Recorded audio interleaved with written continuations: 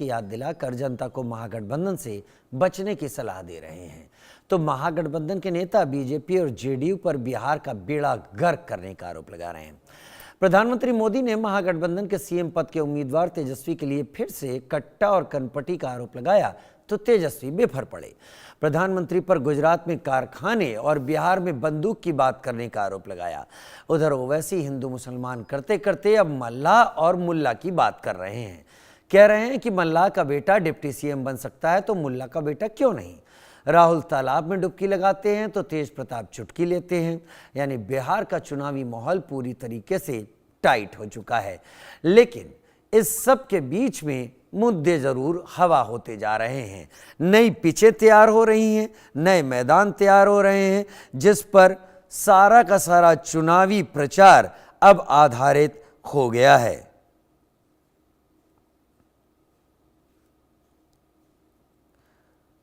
प्रधानमंत्री नरेंद्र मोदी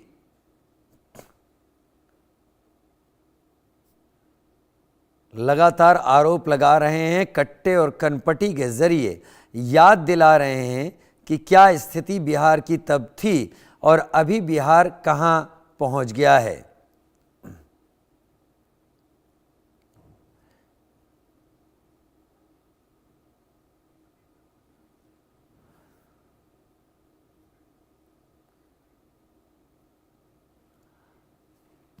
बात कर लेते हैं देश के सवाल की। बिहार चुनाव में मुद्दों की बजाय सियासी लड़ाई क्या कट्टे बंदूक पर आ गई है? सीधा सा सवाल। प्रधानमंत्री कट्टे की बात कहकर क्या जंगल राज की याद दिला रहे हैं और इसका असर पड़ेगा क्या? उधर ओवैसी मल्लाह और मुल्ला की बात कर फिर से ध्रुवीकरण में जुट गए हैं। वहीं अलग चुनाव लड़ रहे तेज प्रताप यादव जहां पर अपनी पार्टी और उसके प्रभाव की बात कर रहे हैं, क्या आरजेडी को नुकसान पहुंचा पाएंगे या महागठबंधन को ज्यादा स्पष्ट तरीके से बोले। राहुल गांधी तालाब में तो उतर गए, क्या वोट को भी अपने पाले में उतार पाएंगे? हमारे साथ तीन खास मेहमान इस वक्त जुड़ गए हैं। हमारे साथ जुड़ गए हैं बीनू मेमन बीजेपी से, हमारे साथ डॉक्टर राकेश रंजन आरजेडी से जुड़े हैं और हमारे साथ विशाल लोध राजपूत भाई जुड़ गए हैं कांग्रेस से प्रवक्ता के तौर पर। बहुत स्वागत है आप सभी का। सबसे पहले बीनू मेमन, मैं आपका रुख करूंगा। बड़े सारे मुद्दे थे, बड़ी सारी बातें थी। प्रधानमंत्री नरेंद्र मोदी कट्टा और कनपटी को छोड़ ही नहीं रहे हैं। क्या सारी लड़ाई अब कट्टे और बंदूक पर आ गई है क्या? बीनू भाई। देखिए, कट्टा और कनपट्टी जो है ये जंगल राज का टूट हिस्सा रहा। बिहार में जो है आप वो स्थिति थी कि भाई कोई व्यक्ति अगर गाड़ी खरीद ले तो अगले दिन उसके घर में फिरौती के लिए पहुंच जाते थे। आईएएस ऑफिसर की पत्नी सुरक्षित नहीं, उनकी भतीजी सुरक्षित नहीं, उनकी कामवाली सुरक्षित नहीं। एक राज जो है ये लालू जी ने दिया और उसी का ही 3.0 वो चलाने के संघर्ष में है, ओसामा जैसे लोगों को टिकट देकर। और जहां तक बीजेपी की बात है, जहां तक एनडीए की बात है, एनडीए के पास अपना प्रोग्रेस कार्ड सामने है। अगर एक बीमारू प्रदेश से अगर आज fourth largest economy, fourth progressive fastest growing economy अगर बिहार बन गया है तो ये लालू जी के रेन में हुआ। लालू, अगर हम बात करते हैं कि आगे चलकर हम क्या देंगे, हम 10 इंडस्ट्रियल और आईटी पार्क्स की बात करते हैं, हम 100 एमएसएमई की बात करते हैं, 50,000 कॉटेज इंडस्ट्री पार्क्स की बात करते हैं, हम वहां पे चिपसेट्स लगाने की बात करते हैं, हम वहां पे आईटी सेक्टर को डेवलप करने की बात करते हैं। हमारा 3.0 जो रहेगा वो बिहार को इंडस्ट्रियलाइज आईटी हब बनाने में रहेगा। अगर इनका 3.0 है वो तो सामने है, साबुद्दीन अमर रहे और ओसामा जैसे लोगों को टिकट देना। और तेजस्वी जी वो व्यक्ति हैं जो अभी जॉब्स की बात करें, हर एक घर में सरकारी नौकरी देने की बात कर रहे हैं, तो ये तो वही व्यक्ति है ना जिन्होंने job for land, land for job, भाई जमीन दो और नौकरी पाओ। इनको चाहे तनख्वाह देने के लिए पैसे सरकार के पास हो ना हो, इनको जमीनें मिल जाएंगी। यही इनकी एक नियत है, नीति है। हम जो है आगे एक प्रोग्रेस के रूप में चलते हैं। बिहार में लालू जी ये कहते थे कि मैं सड़क इसलिए नहीं बना रहा कि बिहार की पुलिस आपके घर पहुंच जाएगी। हमने 55-60 हजार किलोमीटर सड़क बनाया बिहार में। आज जो है बिजली जो है लोगों के, अगर आप शहरी इलाकों में जाएं 22 से 24 घंटे बिजली मिलती है। एक जमाना था बिहार में जो 4-5 घंटे से ऊपर बिजली नहीं होती थी। अच्छा बीनू मेमन सर, आगे भी चर्चा का वक्त है, लेकिन आप बार बार ओसामा की बात कर रहे हैं। जरा सा मैं कुछ बोलता हूं, जरा दिल पे मत लीजिएगा, यहां पर है ना। जी। मोकामा से अनंत सिंह जेडीयू से हैं, उनका क्या इतिहास है आप जानते होंगे। ठीक है, औरंगाबाद के नवीनगर से चेतन आनंद किसके पुत्र हैं आप जानते होंगे। ठीक है, इसके आगे बढ़ता हूं, बक्सर से विशाल प्रशांत किसके पुत्र हैं आप जानते होंगे।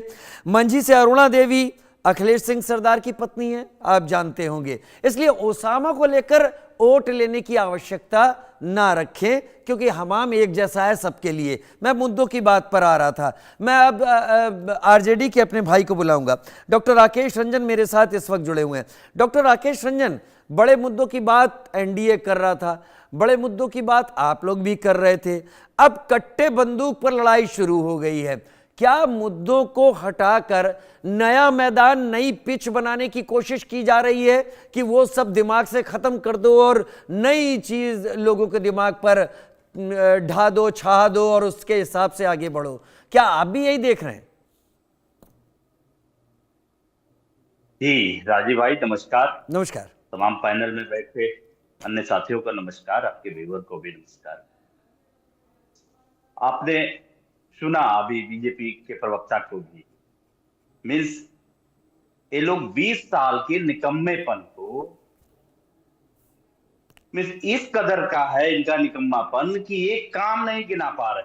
आप बताइए, हमारा पूरा मैनिफेस्टो देखिए, चाहे पूरा चुनावी प्रचार देखिए, बिहार की जनता, हर एक वर्ग की जनता, चाहे महिला हो, पुरुष हो, युवा हो, नौजवान हो, चाहे किसी भी जाति समुदाय में आप आंट लीजिए, कह रही है अब कि यदि नौकरी हो, पलायन हो, शिक्षा की बात हो, रोजगार की बात हो, चाहे स्वास्थ्य सुविधाओं की बात हो, यदि कोई बिहार की राजनीति में एक मुद्दा लेकर के आया कि बिहार की राजनीति में यदि अब राजनीति होगी तो नौकरी पे बात होगी, पलायन पे बात होगी, स्वास्थ्य सुविधा के लिए बात होगी और शिक्षा की व्यवस्था जो ये लोग बर्बाद कर दिए हैं उसकी बात होगी। और देखिएगा आप, अभी नहीं 2020 में भी जब हमने नौकरी देने की बात कही तब ये लोग फिर नौकरी पे भी आए, जब हम रोजगार की बात किए तो फिर रोजगार पे आए, जब हम स्वास्थ्य सुविधा की बात करते हैं तो ये बोलते हैं कि हमसे तो संभव ही नहीं है। तो एक तरफ ये है कि हम मानते हैं कि हमें ये करना है, हम ये कर सकते हैं, और ये लोग कहने वाले लोग हैं कि इनसे होगा ही नहीं, ये संभव ही नहीं है।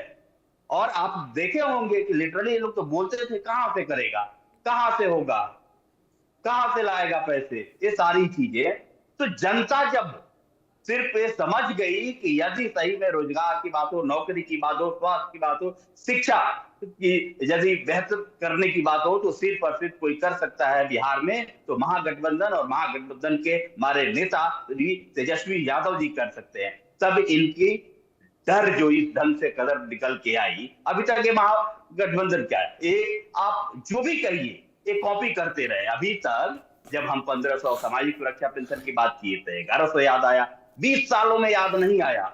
जब हम जीविका दीदी के बारे में बात करने लगे तो जीविका दीदी को एक घूस देने की कोशिश करने लगे। उसके बाद आप देखिए जब माई बहन निर्माण योजना की हम बात करने लगे तब इनको याद आएगा।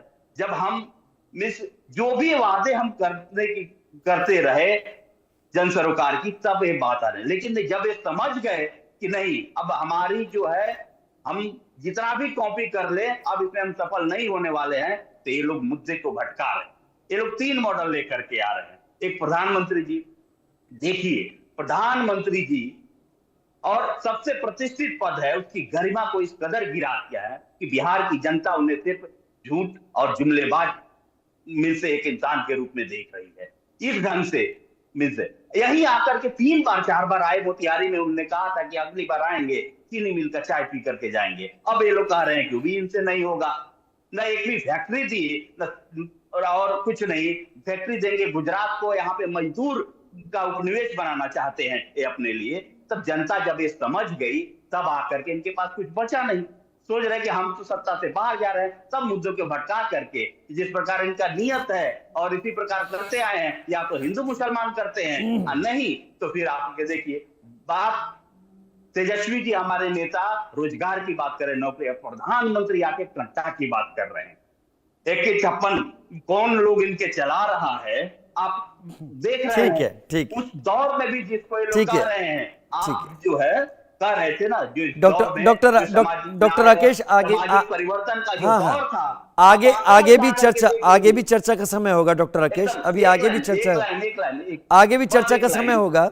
जरा मैं अपने लास्ट कांग्रेस के लाइन भाई बोल को, देते हैं। कांग्रेस के प्रवक्ता जी को भी मैं इस चर्चा का हिस्सा पूरा बना लूं, डेटा नहीं आप तो निकाल के देख लीजिए हाँ ना। आ रहे एक बार और आ रहे हैं। जरा कांग्रेस के प्रवक्ता विशाल लोध भाई मेरे साथ, विशाल लोध राजपूत जी भी इस वक्त जुड़े हुए हैं। विशाल भाई, आपसे भी मैं वही सवाल पूछूंगा, क्या प्रधानमंत्री या एनडीए इन चुनाव में एक नैरेटिव गढ़ने की कोशिश कर रहा है कट्टे और बंदूक की बात करके? क्या कट्टे से जंगल राज को जोड़ने की कोशिश की जा रही है? नया मैदान, नई पिच तैयार करने की कोशिश हो रही है कि इस पिच पर आप लोगों को खिलाया जाए चुनाव? देखिए राजू भैया, मैं तो बीजेपी और बीजेपी के प्रवक्ता से एक ही बात कहना चाहता हूं कि तू इधर उधर की ना बात कर, ये बता बिहार लूटा कैसे। सही 20 साल से सरकार आपकी है, मुख्यमंत्री आपका है, तो हमको, मैं एक बहुत बड़े कंफ्यूजन में हूं कि एक किस मोदी जी जब भी बिहार आते हैं कट्टे की बात करते हैं, अपहरण की बात करते हैं, लूट की बात करते हैं, तो 20 साल से सरकार तो नीतीश बाबू और मोदी जी की है, उनके 2 दशक का कार्यकाल है। मोदी जी उनको बार बार बिहार आके याद दिला रहे हैं कि नीतीश जी आपने बिहार की जनता को लूटा है, अपहरण की आग में झोंका है, जंगल राज की आग में झोंका है। और आप खुद देखिए, बिहार एक बहुत सामंतवादी चपेट से उभरा हुआ प्रदेश था। इसमें बहुत सारी क्या कहते हैं उद्योग धंधे और क्या कहते हैं उद्योगों की संभावनाएं थी। नीतीश बाबू ने अपने महत्वाकांक्षाओं के चक्कर में बिहार को अपने लालच के चक्कर में राजनीतिक भेंट चढ़ा दिया। आज बिहार पूरे देश का सबसे बेरोजगारी वाला प्रदेश बन गया है, सबसे ज्यादा पलायन करने वाला प्रदेश बन गया है। और मोदी जी कौन है? मोदी जी ये वही मोदी जी है ना जो भारत देश से कितने वादे किए। मोदी जी भी पूरे देश में एक जुमले का पर्याय बन चुके हैं। भाई उन्होंने क्या कहा था? किसान की आय को दोगुना करना। किसान की आय दुगनी हो गई क्या? 100 स्मार्ट सिटी का नरेंद्र मोदी जी ने वादा किया था, कहां 100 स्मार्ट सिटी बन गई हैं? काला धन वापस लाने की बात की थी, कहां गए काला धन? रुपए को मजबूत करने की बात की थी और ये अमेरिका को और चाइना को मजबूत करने में लग गए। देश की सुरक्षा के साथ कितनी बड़ी चूक हुई है ये आपसे ना छुपा है ना हमसे छुपा है। जीएसटी पहले तो हम लोगों को पता होता था कि लूट कुछ विशेष जगहों पे होती थी। जीएसटी के माध्यम में हर गरीब परिवार के घर में लूट की जा रही थी। और 2 करोड़ रोजगार, ये बड़ा विषय है मोदी जी। 2 करोड़ रोजगार आज कहां है? यदि यही 2 करोड़ रोजगार का थोड़ा सा हिस्सा यदि बिहार को मिल गया होता तो आज बिहार का सबसे बड़ी आबादी 3 करोड़ आदमी पलायन कर गया है। 9 करोड़ से ज्यादा परिवार 67 रुपया प्रतिदिन, ईश्वर पत्नी कैसे वो अपना जीवन यापन कर रहा है, प्रतिदिन की आमदनी में रह रहा है। तो किस बिहार की लोग बात कर रहे हैं? ये मेरे समझ से तो परे है। और आप खुद देखिए, 20 साल का समय पर्याप्त समय होता है किसी भी प्रदेश के उत्थान करने के लिए, प्रगतिशील प्रदेशों की लिस्ट में उनको लाने के लिए 20 साल का पर्याप्त समय था। मगर उस पर्याप्त समय को नीतीश बाबू ने क्या किया? नीतीश बाबू के वहां पे बहुत सारे अवसर थे भाई। जैसे मैं आपको छोटा सा आपको उदाहरण देता हूं, केला, मकई, मखाना, चावल, गन्ना, आलू, लीची, आम इत्यादि सब्जियां, इतना बड़ा उत्पादन केंद्र था बिहार। इन सभी से संबंधित उद्योग धंधे शुरू किए जा सकते थे, मगर नीतीश बाबू ने और इनकी सहयोगी बीजेपी की सरकार ने नहीं किए। आप खुद देखिए, आज बिहार बेरोजगारी का मुख्य केंद्र बन गया है। मोदी जी जो आईटी हब की बात करते थे, कहां है आज बिहार में आईटी हब? बता दें, किस सिटी को आईटी सिटी घोषित कर दिया गया? कहां पे गई इनकी आईटी व्यवस्था? खुद बिहार में मछली उत्पादन एक बड़ा मुद्दा था। ये चाहते तो बिहार में मछली उत्पादन में विशेष अनुदान देके विशेष सहायता करके जिलेवार मछली बाजारों को स्थापित कर सकते थे। ठीक है, जिससे मछुआरा समाज को एक बहुत बड़ी राहत मिलती, बहुत बड़ी मदद मिलती। मगर नीतीश बाबू ने विशाल भाई, किया। विशाल भाई, यदि मुद्दों पे आएंगे तो 20 साल में बीजेपी वही बात में विशाल भाई, अभी वक्त बहुत है, अभी चर्चा करेंगे, आप लोग को ऐसे ही खोलकर बोलने का मौका मैं दूंगा। मैं वही जानना चाहूंगा, आप लोग तैयार रहे, मैं इन्हीं सवालों के साथ आगे आऊंगा। जब इतने सारे तर्क आप लोगों के पास भी हैं बतौर विपक्ष बिहार में, तो ये जो नया नैरेटिव रखा जा रहा है, इसकी काट जनता तक कैसे पहुंचाएंगे, ये राकेश भाई आपसे भी पूछूंगा, विशाल भाई आपसे भी पूछूंगा। लेकिन बिहार में चल क्या रहा है दर्शकों, ये समझने की भी जरूरत है, क्योंकि हम प्रवक्ताओं से अगर बात कर लेंगे तो प्रवक्ता हमारे सवालों के जवाब में अपनी पार्टी का ही नैरेटिव सामने रखेंगे। लेकिन जो तस्वीरें दिख रही हैं, लोग जो देख रहे हैं, एक स्टोरी आपके सामने रखते हैं। इस कहानी के जरिए समझिए बिहार इस वक्त राजनीतिक हलचल में कहां पर है। बिहार में विधानसभा चुनाव के पहले चरण के लिए 6 नवंबर को मतदान होना है। सभी दलों के पास मतदाताओं को मोहने के लिए 24 घंटे से भी कम का वक्त बचा है। लिहाजा महागठबंधन एनडीए से लेकर उन दलों ने भी जो किसी के साथ गठबंधन में नहीं है, अपनी पूरी ताकत झोंक दी है। जनसभाओं का मैराथन दौर जारी है। नेता एक दूसरे पर वार करने का कोई मौका नहीं चूकना चाहते, इसलिए भ्रष्टाचार से लेकर जंगल राज तक पर हमला बोला जा रहा है। प्रधानमंत्री मोदी आज लगातार दूसरे दिन बिहार में चुनाव प्रचार करते दिखे। दूसरे दिन भी उनके निशाने पर आरजेडी और कांग्रेस रही। पीएम ने सहरसा में चुनावी रैली को संबोधित करते हुए सीएम पद को लेकर आरजेडी और कांग्रेस पर हमला बोला। आरजेडी पर कांग्रेस की कनपटी पर कट्टा रखकर तेजस्वी के लिए सीएम पद चोरी करने की बात कही। घुसपैठिया आपकी जिंदगी को बनाएगा क्या? ये घुसपैठिए आपकी संपत्ति पर कब्जा कर रहे हैं, आपके संसाधनों पर अपना हक जमा रहे हैं।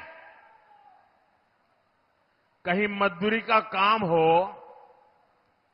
200 रुपया मजदूरी हो, लेकिन एक घुसपैठिए 100 रुपये में काम करने के लिए तैयार हो जाते हैं, तो फिर यहां के नौजवान को काम कौन देगा भाई?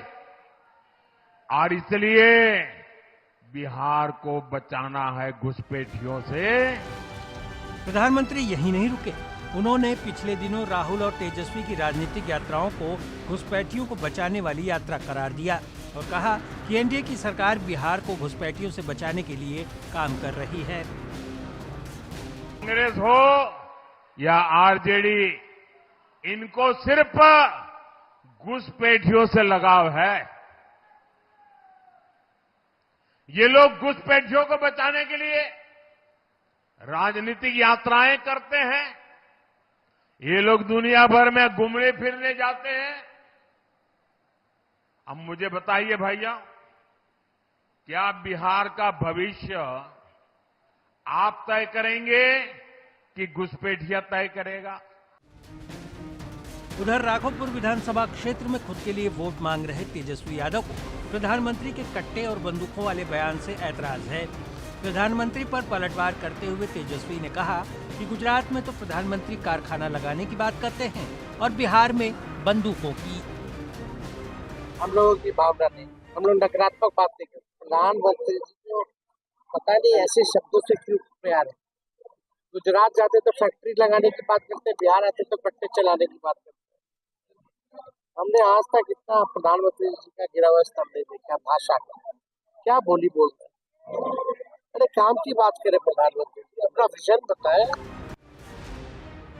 कांग्रेस के लिए सोनबरसा में चुनाव प्रचार कर रही प्रियंका गांधी के निशाने पर भी प्रधानमंत्री नरेंद्र मोदी रहे। उन्होंने आरोप लगाया कि जब नौकरी, रोजगार और उद्योग की बात की जाती है तो प्रधानमंत्री इसे देश का अपमान बताते हैं। प्रियंका गांधी ने कटाक्ष करते हुए कहा कि पीएम मोदी को अपमान मंत्रालय नाम से एक नया मंत्रालय बना देना चाहिए। मैं एक सुझाव देना चाहती हूं प्रधानमंत्री जी को, क्योंकि उनका समय जो है बहुत महत्वपूर्ण है इस देश के लिए। प्रधानमंत्री और गृह मंत्री जी का जो समय है वो काम करने में जाना चाहिए कि नहीं जाना चाहिए? जाना चाहिए। रोजगार दिलवाने में जाना चाहिए कि नहीं जाना चाहिए? बेरोजगार हो ना तुम, बेरोजगार हो ना, पढ़े लिखे भी होगे, पढ़े लिखे हो लेकिन बेरोजगार हो। तो प्रधानमंत्री जी का जो समय है वो रोजगार दिलवाने में, विकास लाने में, बड़े बड़े उद्योगों को लगवाने में लगना चाहिए। इसीलिए मेरा सुझाव ये है कि वो एक नया मंत्रालय बना दें और उसका नाम रखें अपमान मंत्रालय। उत्तर प्रदेश के मुख्यमंत्री योगी आदित्यनाथ भी एनडीए के स्टार प्रचारकों में हैं। दरभंगा में जनसभा को संबोधित करते हुए योगी ने आरजेडी पर बिहार में बंदूक और पिस्तौल से पूरी व्यवस्था को कलंकित करने, जात आधारित राजनीति करने का आरोप लगाया। महागठबंधन के 3 अहम दलों की तुलना गांधी के 3 बंदरों से कर डाली। आपने देखा होगा कांग्रेस के नेता राहुल जी जब भी कहीं जाते हैं भारत के खिलाफ बोलते हैं, भारत को अपमानित करते हैं। ये जो 3 इंडी गठबंधन के 3 बंदरों की जोड़ी है, बहनों और भाइयों, ये 3 बंदरों की जोड़ी ये बिहार में खानदानी माफियाज को गले लगा करके अपना शागिर्द बना करके बिहार की सुरक्षा में सेंध लगाने का काम कर रहे हैं। आरजेडी की सरकार के समय में कट्टा बंदूक लेकर के बिहार की पूरी व्यवस्था को इन्होंने धूमिल करने का काम किया था। योगी के महागठबंधन के नेताओं की तुलना बंदर से करने पर कांग्रेस नेता पवन खेड़ा ने इसे हनुमान जी का अपमान बताया है। हनुमान जी का अपमान कर रहे हैं, योगी हैं। सोचिए योगी हनुमान जी का अपमान करे, अब इसमें क्या ही बोलें। जनता देख रही है, जनता सुन रही है। उधर एआईएमआईएम के अध्यक्ष असदुद्दीन ओवैसी भी अपनी पार्टी के लिए जमकर चुनाव प्रचार में लगे हैं। ओवैसी के निशाने पर एनडीए भी है, महागठबंधन भी। बीजेपी और जेडीयू सरकार के कामों पर निशाना साधते हुए ओवैसी ने कहा कि उनका काम कहीं नहीं दिखता। आरजेडी और कांग्रेस पर हमला बोलते हुए कहा कि जब मल्लाह का बेटा डिप्टी सीएम बन सकता है तो फिर मोहम्मद का बेटा उप मुख्यमंत्री क्यों नहीं बन सकता। लालू यादव के बड़े बेटे तेज प्रताप यादव भी अपनी पार्टी जनशक्ति जनता दल के लिए चुनाव प्रचार में हैं। तेज प्रताप यादव एक और एनडीए पर निशाना साध रहे हैं तो दूसरी ओर राहुल गांधी के बेगूसराय में मछली पकड़ने पर अपने ही अंदाज में चुटकी ले रहे। राहुल गांधी का काम है मोटरसाइकिल चलाना, फटफटी चलाना, अब पॉल्यूशन फैलाना, अब मछलियां पकड़ते रह जाएंगे जिंदगी भर, और देश चला जाएगा अंधकार में। रोजगार का बात करेंगे, रोजगार मिल ही नहीं रहा है। तो मछली पकड़ रहे हैं तो पकड़ने दीजिए उनको मछली। आखिरी दौर में चुनाव प्रचार आक्रामक बनता जा रहा है। सत्ताधारी और विपक्षी दल खुलकर आरोप प्रत्यारोप में जुटे हैं। राहुल के तालाब में डुबकी लगाने, जलेबी छानने, मछली पकड़ने को लेकर तेज प्रताप कटाक्ष करते हैं और कहते हैं कि राहुल को राजनीति में आना ही नहीं चाहिए था। कुल मिलाकर बिहार का चुनावी माहौल जितना गंभीर और गर्म हो चुका है उतना ही रोचक भी। वोटिंग से पहले वोटर भी नेताओं के वार पलटवार के आकलन में जुटे हैं। Bureau report, India news.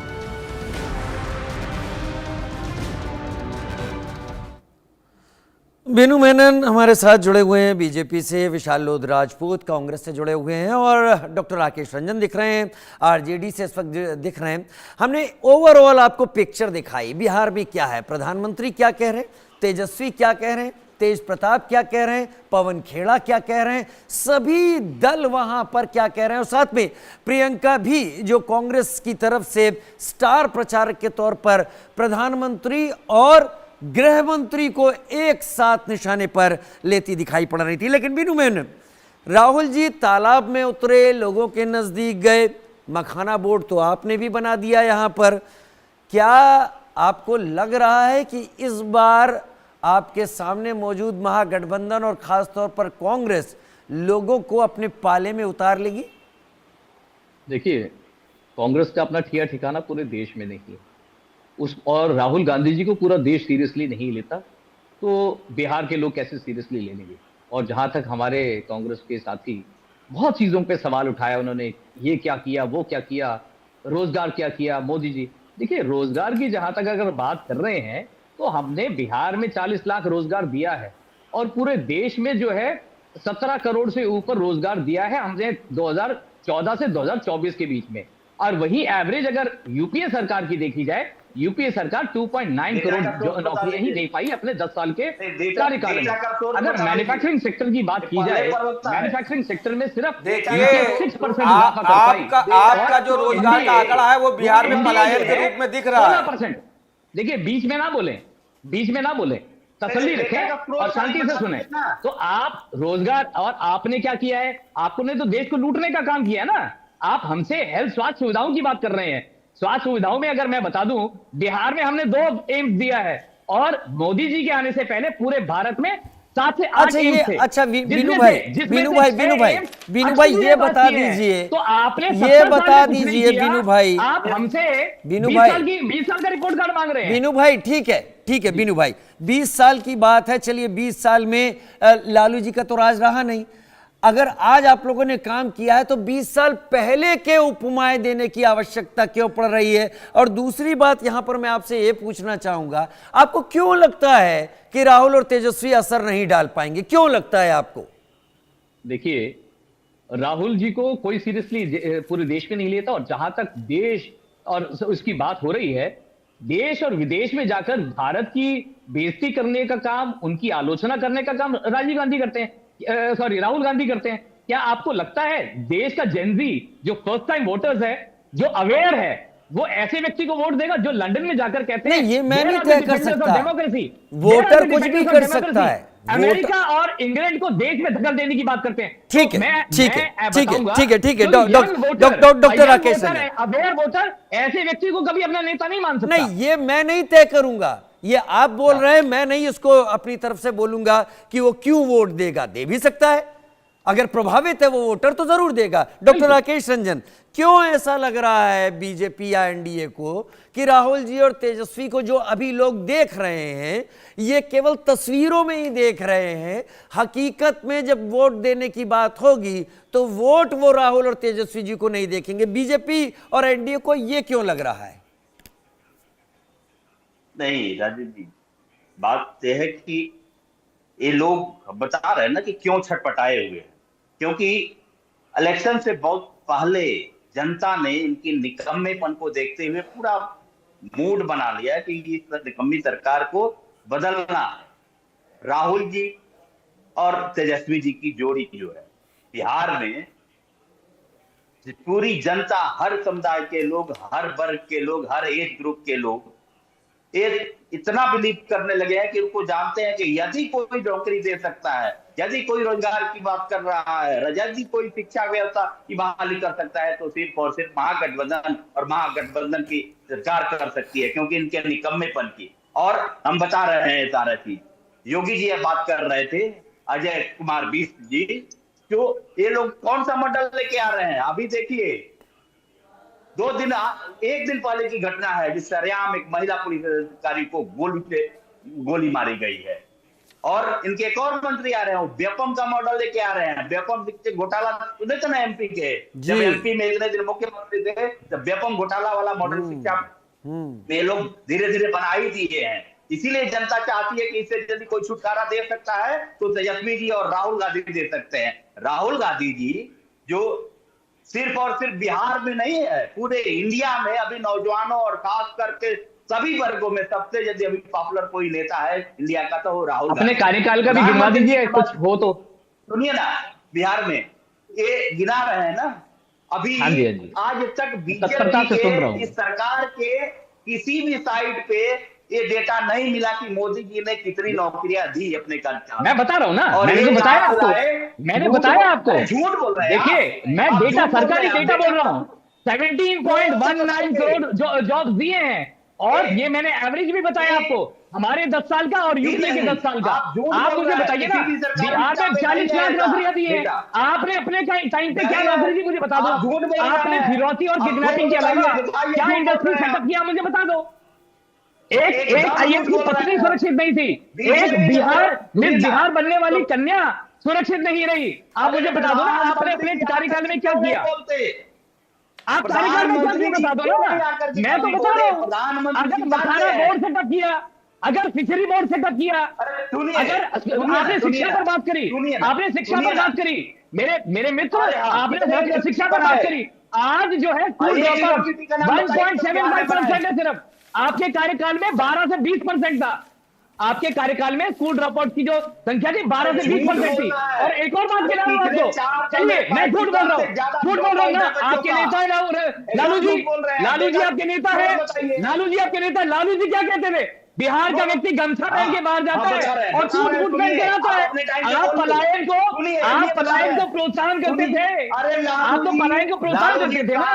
और राबड़ी जी तो खुद कहती है, हाँ जंगल राज है, जंगल का शेर लालू जी है। डिग्री वाले अरे आप मुझे बता दो ना, अभी तक आपने एक भी गिनती नहीं किया। आप पलायन तो मैंने बता दिया ना, पलायन तो लालू जी खुद कहते हैं, लालू जी तो खुद कहते हैं पलायन हो रहा है। बढ़िया, बिहार के लोग गमछा पहन के जाते हैं और सूट बूट पहन के आते हैं।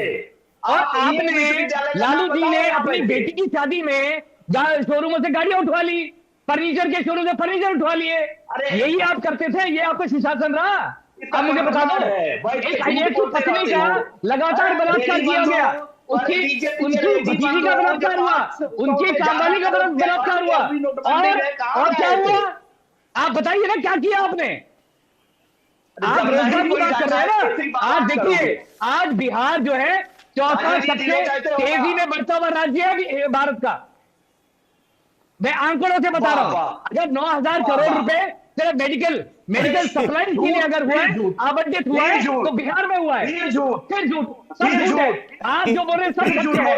ठीक है जी, आपके टाइम चलिए ठीक है। जो लालू जी बोल रहे हैं वो भी झूठ है।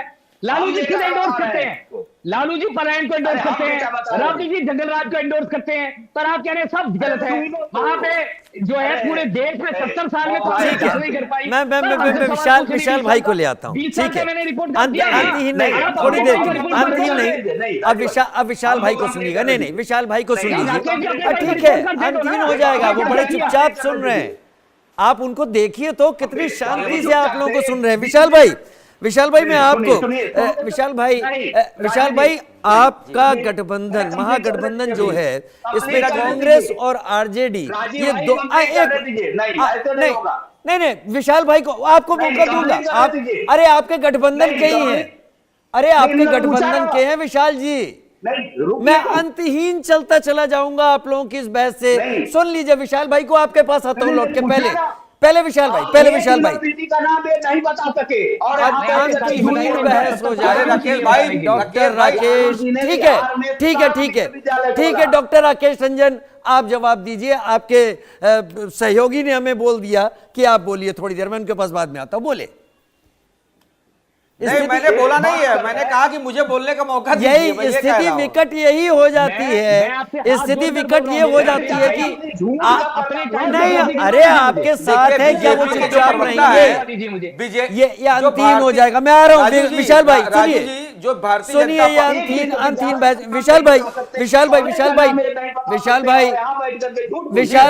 विशाल भाई आप जवाब तो दीजिएगा। मेरे एक सवाल का भी जवाब साथ में जोड़ लीजिएगा। क्या तेज प्रताप यादव, जो कि आरजेडी के कभी अभिन्न अंग थे, अब परिवार पार्टी से बाहर हैं, लड़ रहे हैं, मुझे पता है कि वो अकेला चना भाड़ नहीं फोड़ सकता, लेकिन क्या वो आपकी जो वोटों की उम्मीद है उसमें सेंधमारी कर सकते हैं वो, या फिर AIMIM ये दोनों मिलके?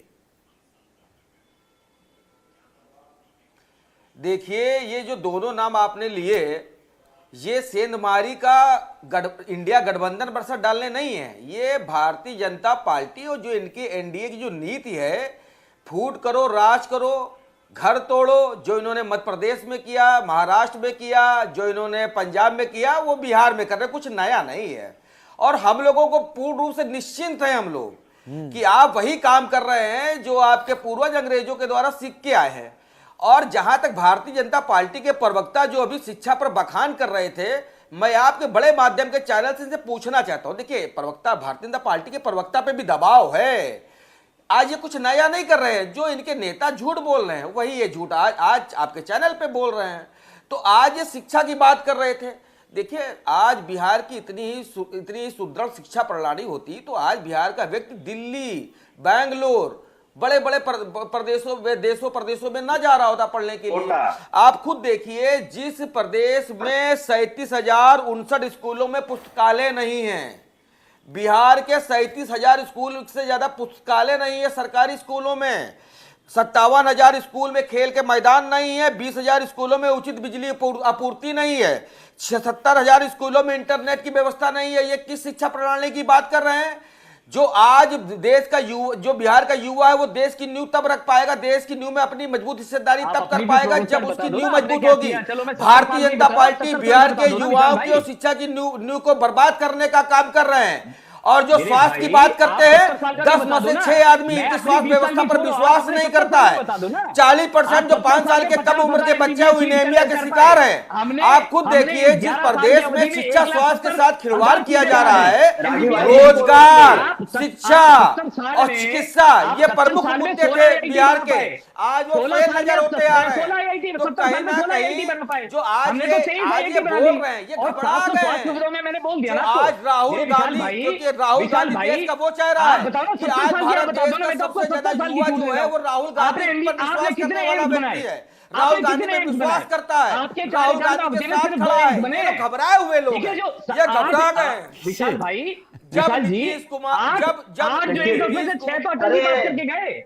आप मुझे बता दो ना, मैंने रोजगार का भी डेटा दिया आपको, मैंने कंपैरिजन दिया है। आज बिहार में क्या है? रोजगार नहीं है।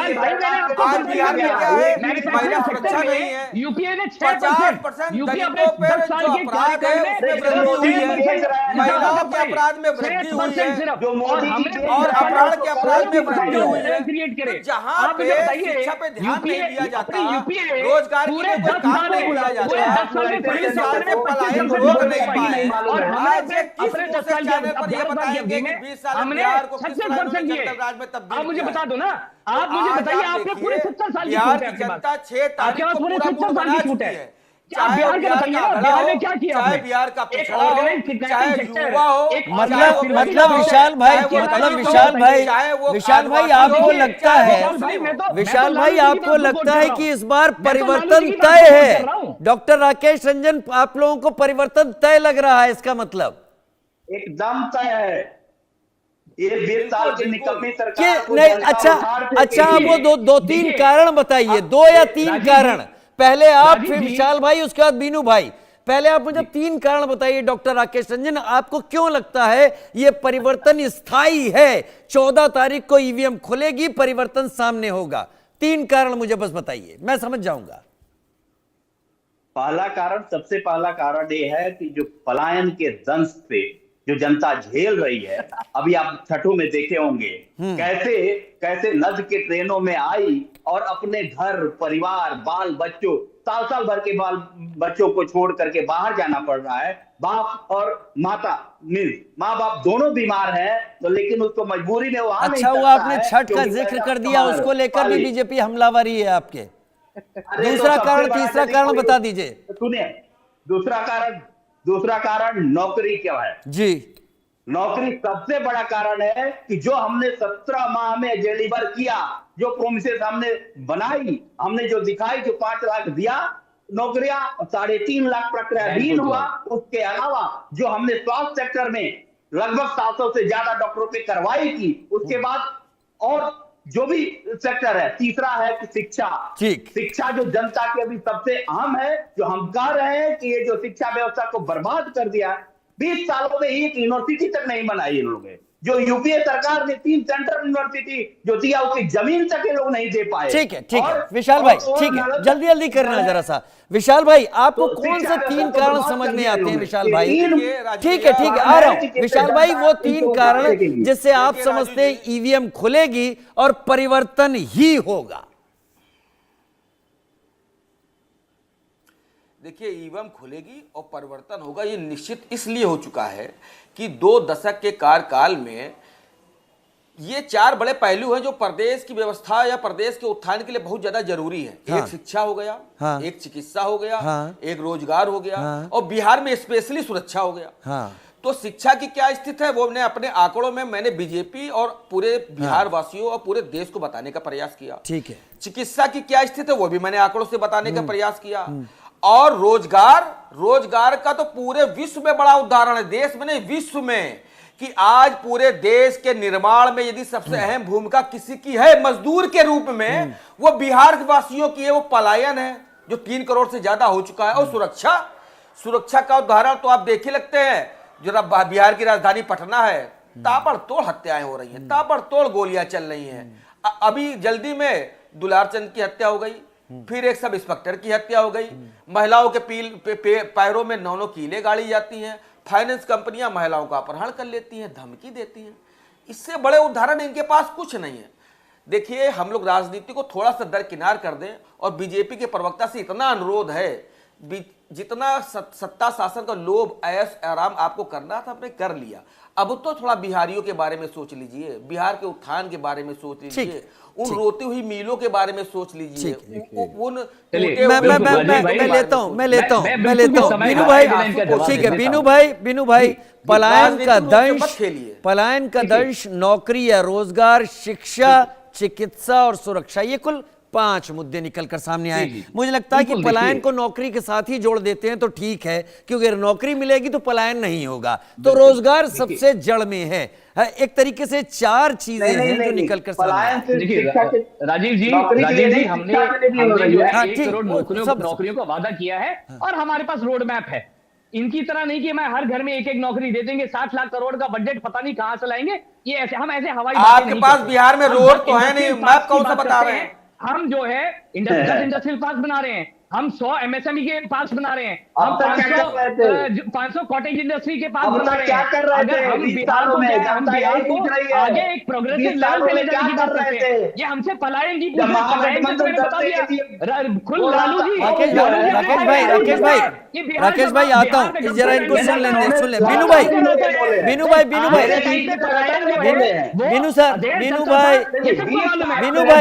प्लीज, बीनू भाई एक मिनट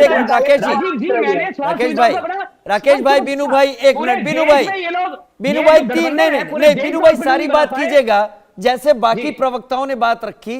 3 कारण, ईवीएम खुलेगी और नीतीश जी और आप लोग एक बार फिर से सत्ता में आएंगे। 3 वजह स्पष्ट, छोटे क्लैरिफिकेशन के साथ। देखिए, हमारा एक क्लियर रोड मैप जो हमने दिया है, 10 इंडस्ट्रियल पार्क, 10 सॉफ्टवेयर इंडस्ट्रीज के पार्क, 100 एमएसएमई, 5,000 जो है कॉटेज इंडस्ट्री, ये सारी नौकरी जनरेट करेंगे। हमारा क्लियर वर्जन है कि वो बिहार को इंडस्ट्रियलाइज और आईटी का हब बनाएगा। हम यहाँ पे एक बड़े क्लियर विजन के साथ आए हैं। अगर हमने 25 जो है हर 25 डिस्ट्रिक्टों में सरदार पटेल हॉस्पिटल्स का अगर हमने वो किया है, उसमें से 15 बन चुके हैं। अगर 20,000 करोड़ रुपए जो है हमने मेडिकल हेल्थ बजट पास किया है, तो आप बनाएंगे नहीं। बीनू भाई सुनिए, बीनू भाई प्लीज, प्रोग्रेस कार्ड क्लियर है राजीव भाई। बीनू भाई अंतहीन बहस नहीं करने, बीनू भाई आदर के साथ आप जो करेंगे बहुत अच्छी बात है, ये करें वो करें। वो 3 कारण कौन से आपको लगते हैं कि जनता आपके नाम पर वोट दे देगी? मुझे जल्दी से स्पष्ट करें, क्योंकि आपके दिमाग में होंगी वो चीजें जैसे बाकी ने बता दी। क्या मैंने जैसे बताया, नीतीश जी ने 40 लाख नौकरियां दे दी हैं। ठीक है, ये अपने कार्यकाल में नहीं बता सकते कि कितनी नौकरियां दी हैं। चलिए दूसरा, स्वास्थ्य सुविधाएं हैं, 2 एम्स, 2 पूरे देश में कांग्रेस की सरकार 7 एम्स दे पाई, जिसमें से 6 अटल जी की देन है। 2 एम्स हमने बिहार में दिया। ये हेल्थ सुविधाएं हैं। और जो 25 सरदार हॉस्पिटल में से 15 चालू हो चुकी बड़ा झूठ बोलते हैं भाई। हमने मखाना बोर्ड बनाया बिहार में, जो कि मखाना पूरे देश का सबसे ज्यादा मखाना प्रोडक्शन बिहार में होता है। 4 साइटेड से हमने वहां पे मखाना बोर्ड बनाया। मत्स्य पालन के लोगों को हमने उनकी आय, जो उनकी सहायता राशि दुगनी करी। अभी तक 3 नहीं हुआ जी। अरे 3 बताइए ना। 3 बता दिया ना। स्कूल ड्रॉप आउट की जो स्कूल ड्रॉप आउट थे, इनके कार्यकाल में 12 से 20% था। आज हमारे यहाँ पे जो स्कूल ड्रॉप आउट की जो दर है 1.75% हो गया है। तो ये अपने आप आज जो है आज बिहार विकास कर रहा है। आज बिहार 4था सबसे तेज विकास प्रदेश है भारत का। ये आंकड़े हैं, आप मुझे आंकड़ों में गिनवाइए ना। आपने हवाई फायर कर दिए, आपने ये सारे प्रवक्ता।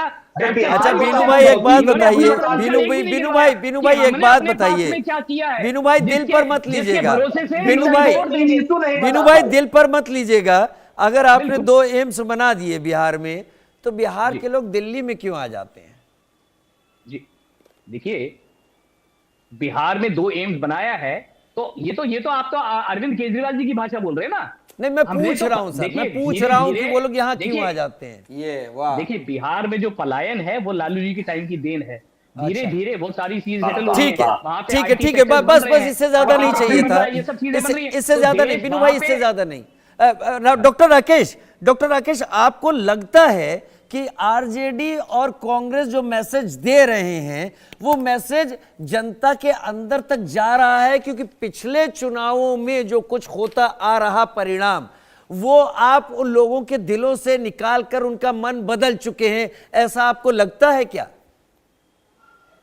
एकदम लगता है भाई। आप हम लोग तो गांव गांव घूम रहे हैं, हम लोग तो हर जगह जा रहे हैं और देख रहे हैं कि हम नहीं, आप बोल रहे हैं ना कि जनता एक जनता बोल रही है।